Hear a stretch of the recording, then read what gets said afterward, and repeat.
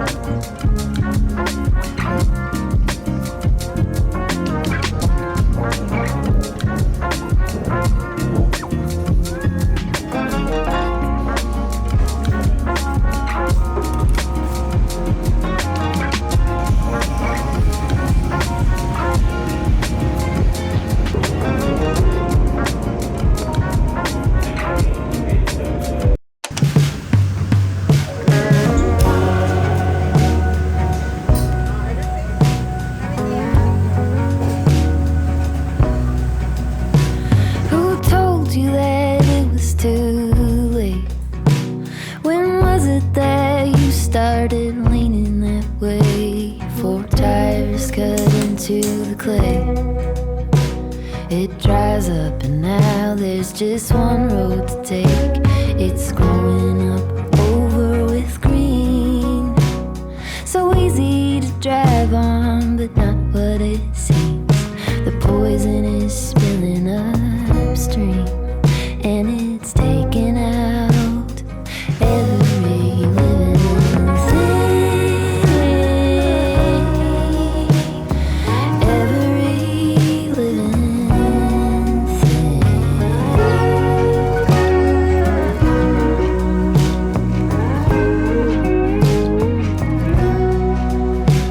Who told you that you were no good? There's no use in trying. I have an assortment of junk food with me for my dinner. So this is actually from a pasar malam, we call it in Singapore, or night market near my house. And This one over here is potato rosti with pesto mayo sauce. It's a bit more of a luxurious choice for a pasar malam. And then this is fried Oreo. It's been super long since I've had this and I thought I would give it a go again.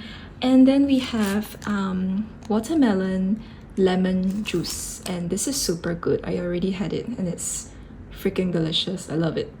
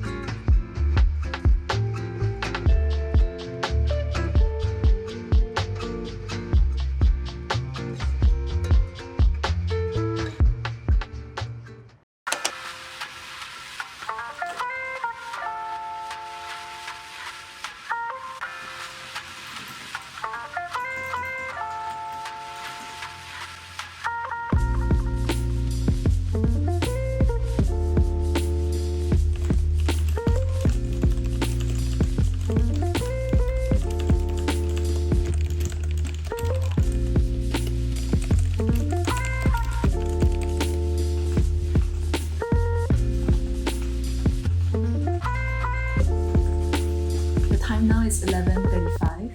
I had a little bit of a busy morning today. I work in public relations, so mornings tend to be a bit busier for us because that's when media start to look for stories and we start to pitch different interviews or stories to media. So that was what I was working on this morning. It has been so hot in Singapore these days. It's September and it's still pretty damn hot, so I want to go out to work this afternoon as well.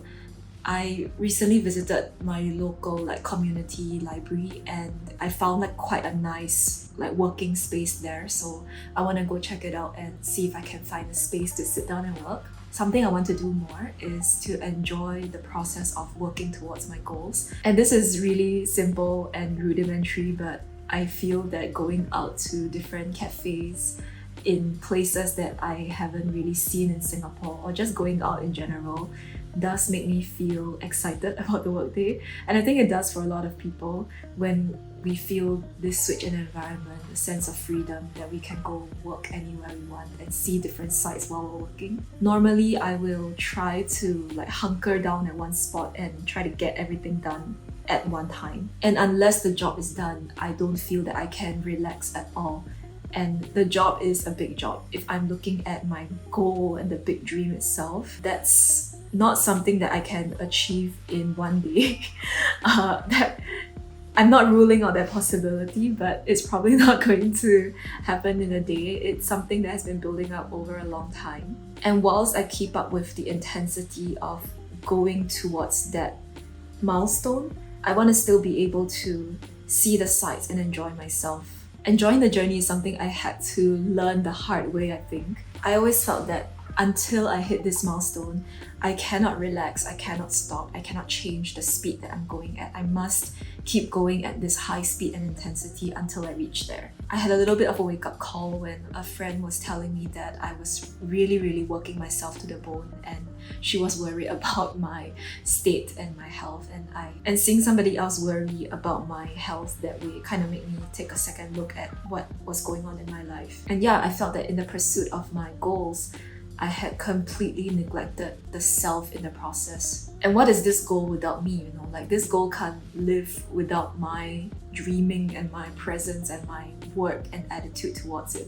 I've also realized that speed and intensity can coexist with relaxation. It's what people always say, when you go slower, you actually go faster. That is something that I've noticed in my life when I start to take time for myself and really give myself the space in my calendar to do something. I usually get it done faster than if I were to be stressing myself out to try to finish it in record time. The shift in me these days is realizing that I can have fun, I can enjoy myself, and I can relax even if I'm not at the destination yet. This, I think, is a really deep set pattern that I'm noticing in myself, where unless I win at something, I cannot congratulate myself or I cannot have fun. And it's that competitive nature or spirit inside of me which kind of tells me that only winners can have fun, only winners can celebrate. This is something that I do observe in my own experience growing up in a very competitive environment where only the few cream of the crop were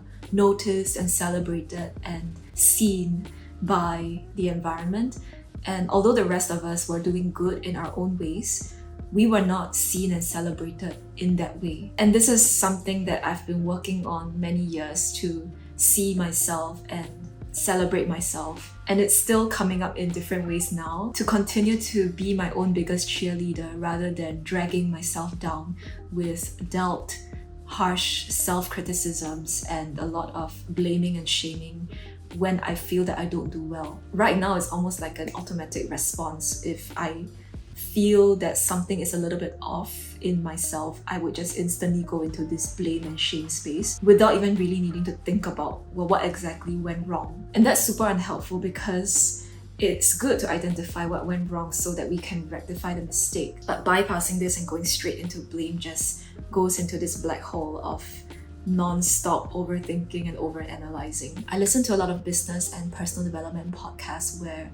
the people who are successful or people who have made it always say that it's important to enjoy the journey and trust the process. This is not something that I'm good at doing at all. I want to start practicing and conscientiously choosing to enjoy the process rather than feel that I'm suffering or I'm a victim or I'm in deep shit and to choose to trust the process rather than to fear or doubt or second guess myself in this whole thing. Another reason why I'm vlogging also is because I am in the process and I want to document myself going through this process and showing how one might be able to do it. It's just one way, it's my way, and it's not the only way, but I think it's useful in a world full of dreamers to look at each other's process and see how we can succeed and help each other grow. So yeah, let's go out to the library and enjoy this afternoon's work session. This is the outfit for today. I'm wearing Uniqlo